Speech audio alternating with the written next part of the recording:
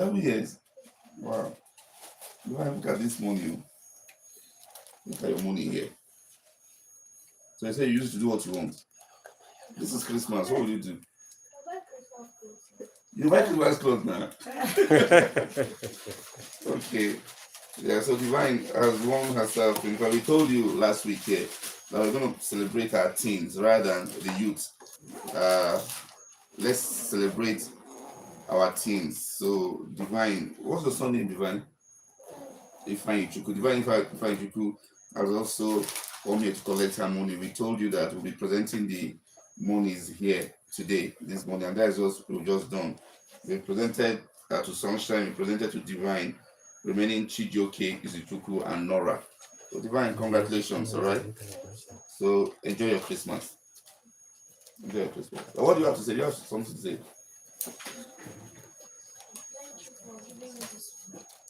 Okay, thank you very much. Thank you for answering the question.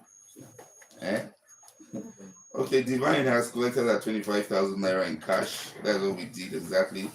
500 naira note means. Divine, congratulations. Yeah. So these are some of the things we talked about. We talked about the Super Eagles game on the 20th of December 1992 in Point Noir, and what happened. Okay. Yeah, you don't have to call it 080-6464-1536. We told you about that. And also told you about an incumbent Prime Minister of Australia, Harold Hall, who went swimming at Popsy, Victoria on the 17th of December 1967 and disappeared. He has never been found to this day. Yeah, we told you about that. So, and we told you about Sebastian Kurz, how he was elected the Chancellor of Austria at the age of 31, becoming the world's youngest leader. Yeah, we told you about that. But today now, let's just go straight to today. Today's date is the 27th of December, and we'll look at a famous birthday. Let's take this. Hello, good morning. Your name and where you're calling from? Hello. Yeah, good morning. Good morning, sir. Yeah, your name and where you're calling from? Okay, my name is Gabriel. I'm calling from Redfield. Gabriel from Redfield. You're welcome. Your contribution quickly. Yes, sir. Okay, I want to talk about the Dubai people that they will be playing their mind. I just want to wish them good luck in their game. Okay, thank you very much, Gabriel. Thank you very much for your contribution. He's wishing the Super Eagles good luck in their game, but that's not what we're talking about today. We are looking at our famous birthday, 22nd of December 1982, Agbani Darego, born Ibia Bani Dokibobo Asenite Darego. She's a Nigerian model and beauty queen who made history as the first Black African to win Miss World Beauty Pageant. She was born. She was born on December 22nd, 1982 in Lagos, Nigeria, as the sixth of 8 children. Agbani Darego attended Barrington Montessori Nursery and Primary School. At age 10, she was sent to a boarding school, the Federal Government Girls College, Abuloma, and later proceeded to the University of Port Harcourt, where she studied computer science and mathematics. As a teenager, Darego aspired to be a model and auditioned for the Mnet Face of Africa modeling competition, although she was not selected as a finalist. In 2001, Darego was crowned most beautiful girl in Nigeria, contrary to popular belief. Darego did not. Penelope and Annelien Creel of South Africa were of European descent, and Angeline Costanda of Egypt had Greek heritage. Over the years, Darego has served as a judge for numerous pageants, fashion and modeling competitions, including Miss World 2014, Miss England 2002, Mr. Scott, and Elite Model Look Nigeria 2012 and 2014. In 2010, she launched a style and fashion reality show called Stylogenic on Nigerian television. And 3 years later, she introduced per denim range AD by Agbani Darego, which includes jeans, dresses, sunglasses, and bags. Agbani Darego turns 43 today. Yeah, then let's leave those.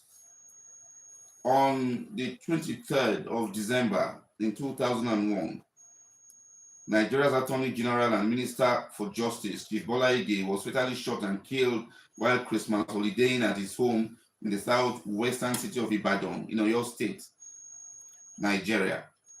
He had been entangled in squabbles within the Democracy Party in Osun State. The previous week, the long-running feud between Osun State Governor Bisi Akonde and his deputy Iyola Omisore had apparently contributed to the death of an Osun State legislator Odunayo Olagbaju. The government of President Olusegun Obasanjo deployed troops in southwestern Nigeria to try to prevent a violent reaction to the murder. Although various people were arrested and tried for involvement in the murder, including Iyola Omisore, all were acquitted. As of December the 22nd, 2020, the killers had not been found. He was buried in Ibadan. In a speech at his funeral, he was quoted as saying that he was sure that Nigeria was worth living for, but he was not sure that it was worth dying for. It is regarded by many as the biggest insult of the turn of the century that the country's justice minister was killed. The perpetrators were never brought to book. Some have asked rhetorically that if this can happen to the country's justice minister, then who is safe? Bola Ige died since 2001, that is 24 years today, and nothing has been said about those responsible for his demise. So these are some of the issues we'll be looking at today. Though we'll talk about some international issues, but you can still call to make your contributions. You can call to make your contributions. The number to call is 08064641536. Then one pertinent issue that we'll look at and discuss is about the man who tried to bomb United States airline on the 25th of December 2009. On that very day, 23-year-old Nigerian by the name Umar Farouk Abdul Muttalab attempted to bomb himself and 288 others in the United States Airlines en route Lagos through Amsterdam to Detroit. Abdul Muttalab is from an influential Nigerian family. Abdul Muttalab attempted to detonate plastic explosives hidden in his underwear while on board Northwest Airlines Flight 253 en route from Nigeria through Amsterdam to Detroit, Michigan. Now referred to as the underwear bomber or the Christmas Day bomber. He confessed to and was convinced. He confessed to and was convicted of the crime. Hello, good morning. Your name and where you're calling from?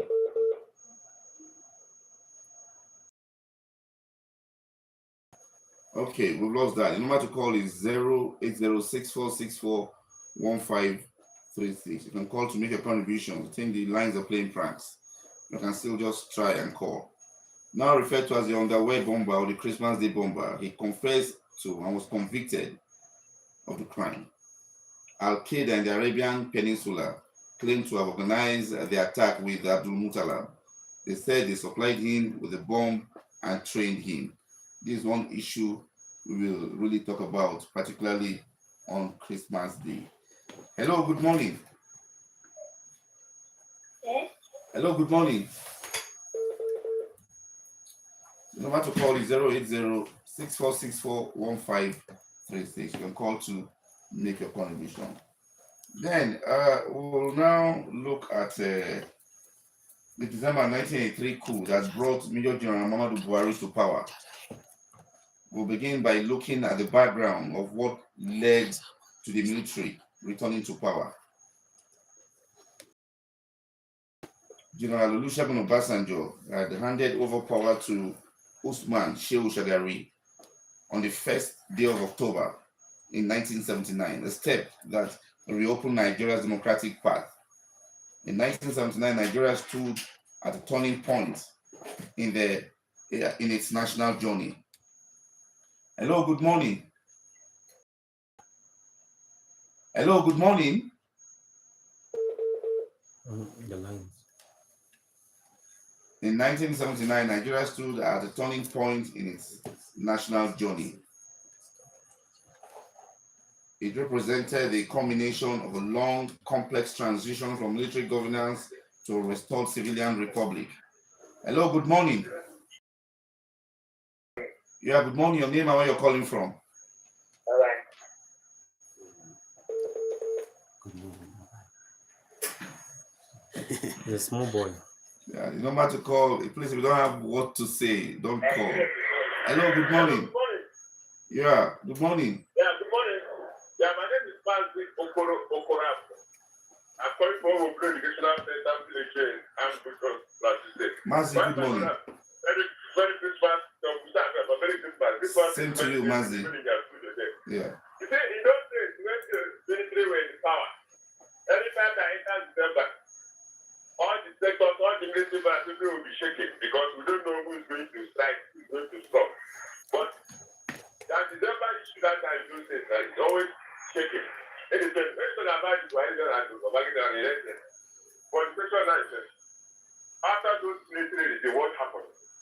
You see that the side effect is also affecting Nigeria as a country. All those coup d'etat of coup came here. And you know, the who suffered. It's the masses. The past generation, our grandfathers or grandmothers said that look, it is better for you to sit down, do your work, and go your way, not to listen to all this. Don't say that military situation. The leader they think is the best. Thank God for United Nations. I'm very say Lord. What Mazi has just said, as I will always say, the worst civilian regime is better than what you term the best military regime. Hello, good morning. Your name and where you're calling from? Good morning, sir. Yeah, good morning. Your name? Third Civilian Republic. A moment few African voluntarily, Third Civilian Republic. A moment few African voluntarily transfer power to a civilian government, and later after as a democratically elected president in 1999, the only Nigerian leader to hand over to a civilian administration twice. Some accounts mistakenly identified the officer to be Muhammadu Buhari, but it's Olusegun Obasanjo. Sheikh Usman Shagari assumed office at the age of 54, becoming the 6th president of Nigeria. His government prioritized agriculture through the Green Revolution, expanded housing and education programs, and sought to stabilize Nigeria after years of military rule.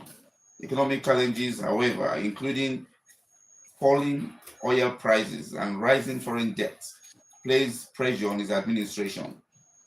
But the general election of 1983 was the Shagari administration's albatross. The military used the inadequacies of that election that brought Shagari back as president to return to power.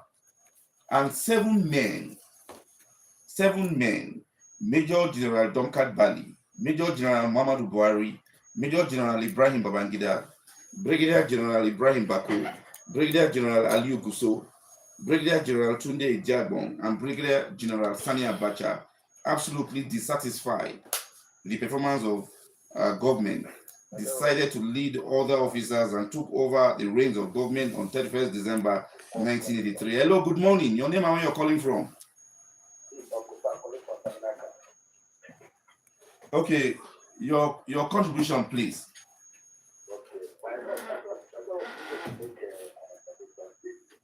Popular saying that the word Hello, are you that there? the word Okay. that the word democracy is better than the military rule. How true is it compared to this kind of situation you're having in Nigeria now? Can we call this democracy? And can we say that the word is better than the military rule? I want to be confused how true this very statement is. That's just my question. Okay, thank you very much. Thanks for your contribution. So we are going to be looking at the 1983 coup and the Major General Muhammadu Buhari regime between 1983 and 1985. If you really want to study our political years between 1983 and 1985, read the book Soldiers of Fortune, 1983 to 1993 by Maxolium. There are other accounts. But personally, I'm just recommending that you read the book. I have the book Soldiers of Fortune here by Maxolium. Yeah, Maxolium. I have the book Soldiers of Fortune here. So you can read that. You can read this book. Hello, good morning. Your name and where you're calling from? Yeah, this is Bob. I think I just joined your program concerning democracy and military government. And actually, if we can witness the two governments, we know that civilian government or democratic government is far, far better than military government. Why do I say so? The number of employment or the number of people they engage in civilian government is higher than that of military government. All those people who are enjoying the fruits today, you see a lot in their account without doing anything. You see a governor enjoying about 100 and something. You know, all these things give job to the jobless. But you don't find such thing in the military. You understand me? When you have the military government having their personnel, let's take for example 30 people working under them. In civilian government, you have about almost a million. Almost a million. You understand me? Let's assume now that it's military. All these things we are talking today, people who have no job, will become a problem in this country. Will become a problem. Everybody should ask himself, anybody that is working under the presidency, governor, local government, that you are just having an alert in your account without doing anything, engage you as a advisor, engage you on all manner of things that doesn't have anything doing in government. Just to make you have a job, just to make you have food in your table. Just as Mr. Obama just said, that all these people they call advisor are wanting to advise. That it just has allowed them to have, so that they can have food on their table. I will question them. Where is human rights? Where is human rights? Where are you? I'm 14 years old. Okay. So, what's the last three digits of your phone number? Sorry, 4346. Okay.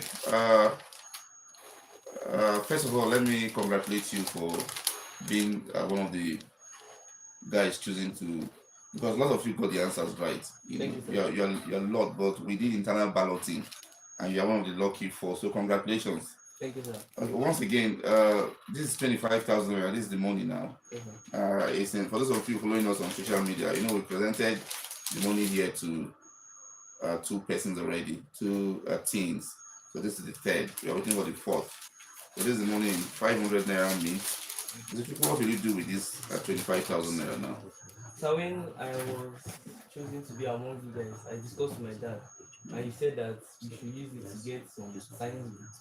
Science books? Yes, I'm SS2. NSS2? Yes, sir. Okay, congratulations. Thank you, sir. Yeah, congrats, eh? Yes, sir. So Izuchukwu has made away with his 25,000 naira, and he said he's going to use it to get science books. That is what he discussed with his dad, all right? Yes, now sir. we discussed with your dad. Congratulations. Thank you, sir. Yeah. So, now it's Nora. We are waiting for Nora to come over and get her prize. Yeah, Izuchukwu has gotten his due. We told you we're going to share 100,000 naira to 4 teens, and we've done that now. We shared 25,000 naira for them to celebrate Christmas. But while some said they're going to get chicken with their own, Izuchukwu said he's going to buy science book. So we're just left with one person now that we've not seen, Nora. So by tomorrow, we'll begin a rundown of the government of Major General Muhammadu Buhari, beginning with the December 31st, 1983 military rebellion against the democratically elected government that brought him to power. Yes. Buhari and his friends, his guys in the military, overthrew democratically elected government of President Shehu Usman Shagari. Yeah.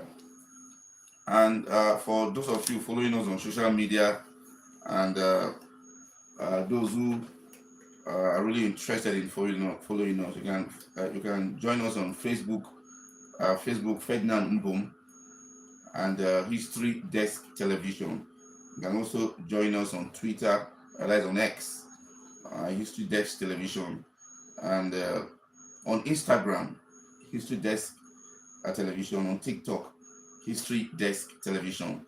As you are aware, the program is a production of History Desk TV Limited. It's an independent program that runs 3 times in a week, Monday, Tuesday, and Wednesday. So you know how we do it. It's the program that helps us deal with the history of our politics and the politics of our history. So that is it. And we always look at national and international.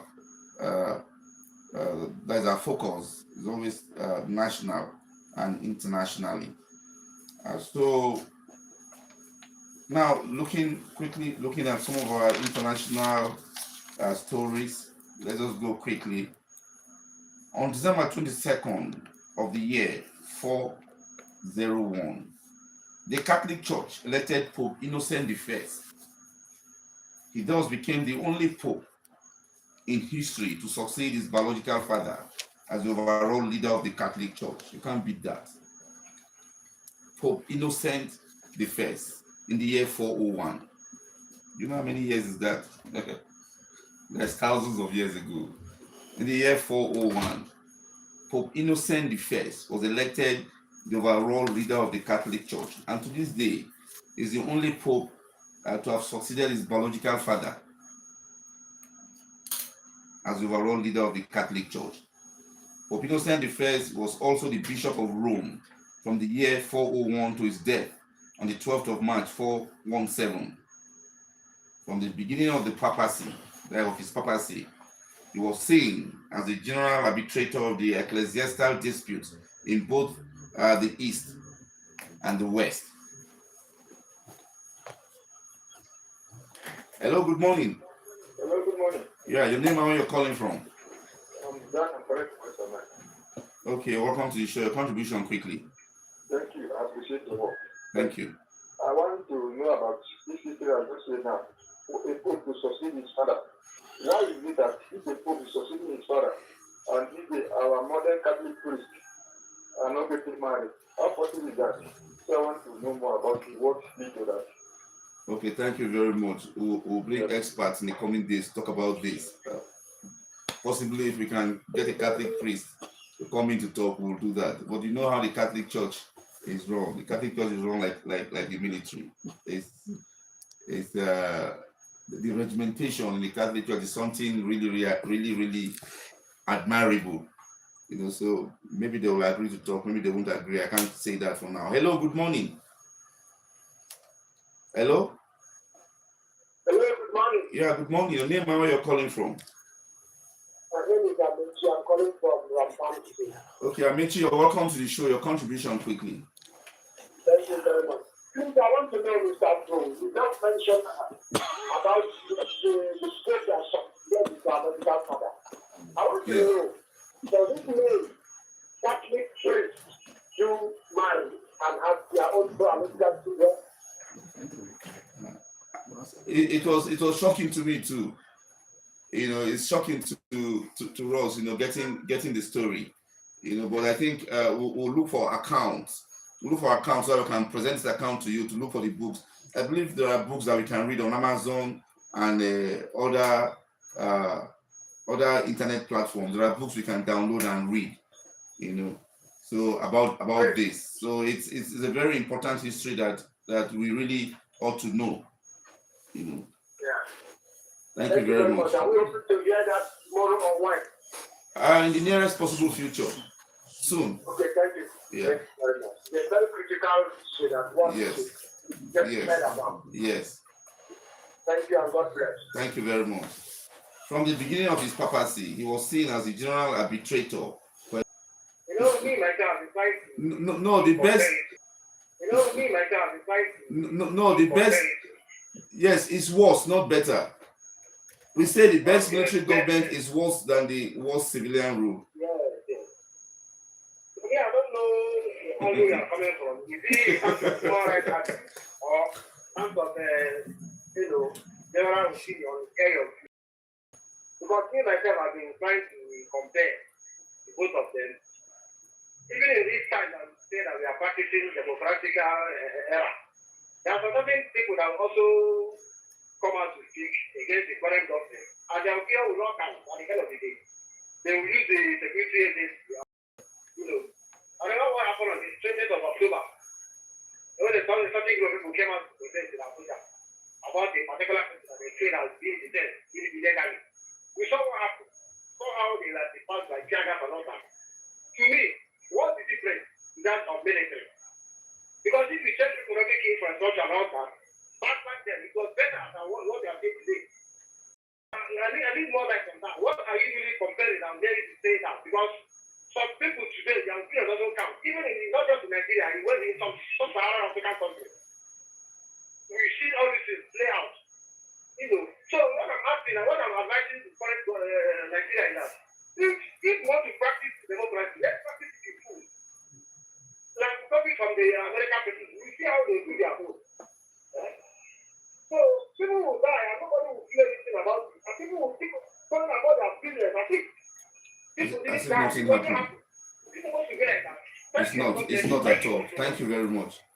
It's not at all. Thanks, everyone. I think we have to bring people to talk about this issue. Let it not be that I have only my opinion on ground. People, experts will have to come on air so that let's really put this debate about the best military regime and the best civilian regime. Or let's say the best civilian regime, the worst civilian regime being better than the morning. Hello, my name is Sarah Kepner. I'm calling from Utah Junction. Okay, what's your contribution? I don't want to really contribute anything. I just want to ask a question. Okay, ask. What of if the America did not bring Christianity in Nigeria? What would be to Nigeria now? Okay, thank you very much for your question. How old are you? Hello? I'm 20 years old. Are you sure you're 20? Yes. Okay, thank you very much for your question. Thank you. Yeah. Is it really the Americans that brought Christianity to Nigeria? It's the British. I think the British did, but we'll look at that too in the subsequent months to come. On 22nd December 1939, Indian Muslims observed the Day of Deliverance to celebrate the resignations of members of the Indian National Congress over their not having been consulted over the decision to enter World War II with the United Kingdom. The Day of Deliverance was a celebrations day marked by the All India Muslim League and others on 22nd December during the Indian independence movement. It was led by the Muslim League's president Muhammad Ali Jinnah and was intended to celebrate the resignation of all members of the rival Indian National Congress Party from provincial and central offices in protest over their not having been consulted over the decision to enter the World War II alongside Britain. Yes, remember World War II started on the 1st of September 1939 following Nazi Germany invasion of Poland. And 2 days later, the United Kingdom declared war on Nazi Germany. Yes. So there are a lot of reactions about the war, which we will talk about in months to come. World War II ended on the 15th of August. Yes, it ended officially on the 15th of August 1945, following the Jewel voice announcement, the Jewel announcement by the Emperor of Japan. That's on the 15th of August 1945. Remember, before then, Japan suffered atomic bomb attacks from the United States on the 6th of 9th of August, respectively, in 1945, following the dropping of the little boy and the Fat Man. Yeah, those are the nicknames of the two bombs, the Little Boy and the Fat Man. Were dropped by United States Air Force on the cities of Hiroshima and Nagasaki on the 6th of August and 9th of August 1949, 1945 respectively. This resulted in the death of over 250,000 Japanese instantly. But the painful thing about this war is that women and children were killed mostly. Women and children have the highest casualty rate of World War II. So war is not a good thing at all. About 3% of the world population died in World War II. And to date, it remains the most expensive and deadliest conflict in human history. It's over 100 million lives lost worldwide. So it's not something anybody could pray for. When I hear people talking, we'll attack them, we'll do this, do that. If it happens, you won't be able to face the consequences. It's not something nobody should pray for war. Nobody must pray for war. It's not a good thing. It's not a good thing. And out of the over 100 million lives that were lost in World War II, 2 countries suffered the highest casualty rate. Just 2 countries, 2 nations. Russia and China. Russia lost over 20 million people, while China lost about 37 million people. The Chinese were already at war as at 1937 with Japan, but none of the 2 nations declared war against each other before the outbreak of World War II in 1939. And right now, Russia has decided to invade Ukraine. So that is what the world is dealing with right now. I think the Russians should learn from history. That's my opinion, though. Well, you can still call to make a contribution on the issues we're talking about. If you have varied contribution you want to make, you can call to make a contribution. The number to call is 08064-136. 08064641536. Someone called to ask, since it was not brought to Nigeria, what would have been of us today? I think we had a traditional religion before Christianity and Islam came into Nigeria. We had a traditional religion, and I think we talked about something some couple of days ago, looking at witchcraft. People have attributed witchcraft to Africa, but the truth is that the Portuguese were the ones that introduced witchcraft to Africa. Africans were clean, very, very clean before now. The Portuguese, you should know that Europeans introduced witchcraft to Africa. That's the one history we're also going to look at in the coming days. So the number to call, 08064641536. This is the number to call. You can call to make your contribution. For those of you following us on social media, on Facebook, it's Ferdinand Mbum and History Desk Television. Also, History Desk TV. Ferdinand Mbum and History Desk TV on Facebook. Then on TikTok, it's History Desk TV. On Instagram, History Desk TV. On X, History Desk TV. Issues in Perspective is a production of History Desk TV. We told you that the program is open to sponsorship. So if you want to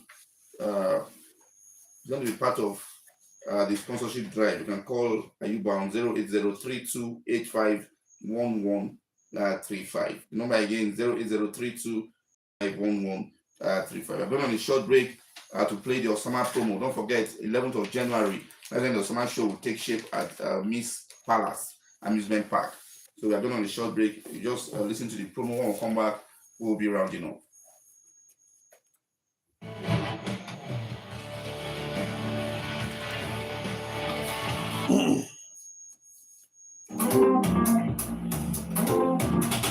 You see, Hope, his son, because of inherit. He asked before this. You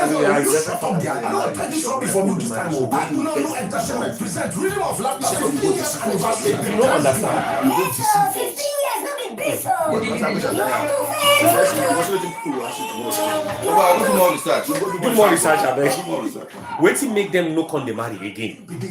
Yes. Waiting make them no on Do the more marry. research. I'll put out books maybe people go read. The first and only for who succeeded his father. The only till date. It's a first and only. It's a cut now. No, it don't matter. No matter. You need to buy another tripod. This type. You need to buy this tripod. Yep. You're a fool. I'm a fool. Shut up. I'm not shut up. I will tell this to you. I'm terrible. Will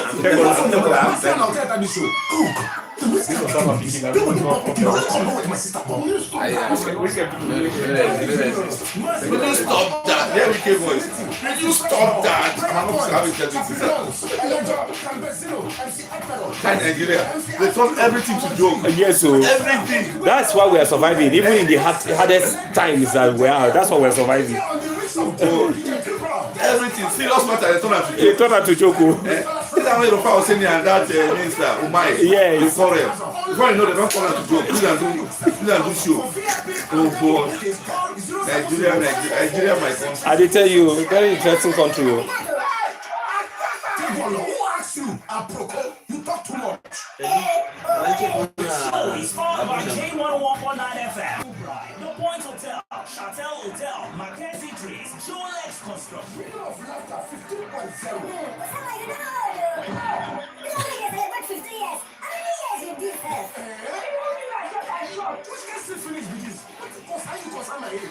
Yeah, welcome back. If you're just joining us, it's issues in perspective. Now that's the program, and we just have a few minutes to go. Tomorrow we'll be giving a complete rundown of the coup that brought Major General Muhammadu Buhari to power on the 10th December 1983. As a matter of fact, the coup took shape that very date. It was the next day, on the 1st of January 1984, that Buhari assumed office, and he made some pronouncements.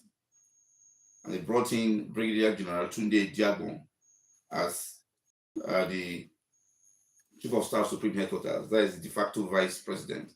People have asked question, why will you make a Brigadier General your Chief of Staff while there was a Major General, several Major Generals there?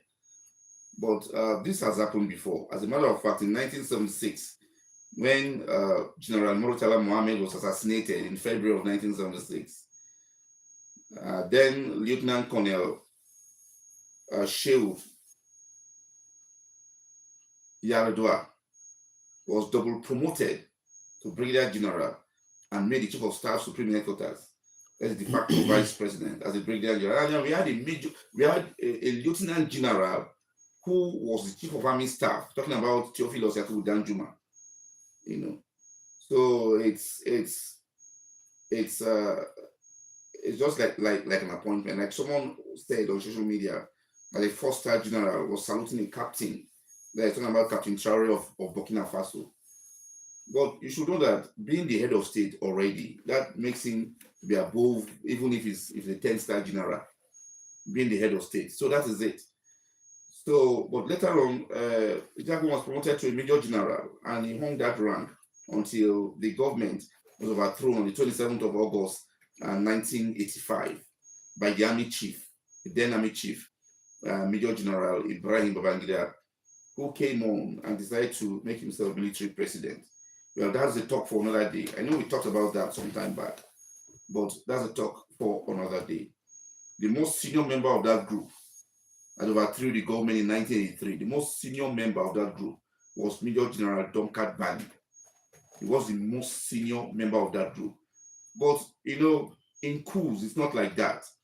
As a matter of fact, we've heard from several quarters that the original ringleader of that coup was Brigadier General Ibrahim Bako. Interestingly and ironically, or should I say sadly, he was the only casualty of that coup, because Shehu Shagari's security aides gunned him down on the night of that coup. So he was killed. According to we've heard several stories, some are true, some are not true, that he couldn't be the head of state, that Babangida came and presented himself in their caucus meeting that since Ibrahim Bako was dead, that he will become the head of state, and the group said no, that let them just take the mantle and give to the righteous man himself. Major General Mamadou Buhari. These stories are, but we have several quarters, and there are several books that you can read to learn about the military between 1983 to 1990. And some of these books will tell you about them. But the one I just told you now, Soldiers of Fortune by Max Solium, between 1983 to 1993, you should read that. And you should also read Honor for Sale by retired Major Dabo Basharum, Honor for Sale. Try and read that book. Yeah. He was the public relations officer to the Chief of Army Staff, Ibrahim Babangida, and also became the public relations officer of the presidency when Babangida became president in 1985. So you can read that book as well. On this note, we are ending the show today. One man has not collected his 25,000 naira.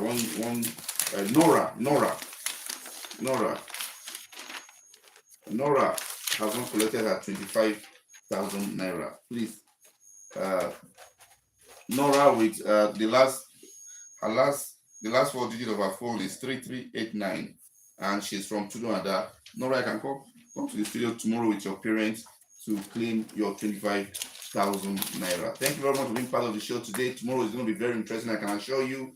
Just be here with us, and we'll talk about the coup of 1983 that brought Major General Muhammadu Buhari to power. On behalf of every member of the production crew, Marshall, Ayuba, and Munashak, I want to thank all of you for being part of the show. For those calls that we're not able to take, we do apologize sincerely. Tomorrow you can still call, to take your calls. Though the phone is playing pranks, but I believe that by tomorrow it will be okay. On social media, those of you that have been following us on social media, please keep on following. And you can also make your comments on social media, and we can come on air and take them. I'll also reply you on social media, Facebook, YouTube, TikTok, X, and Instagram. Thank you very much. I'm out.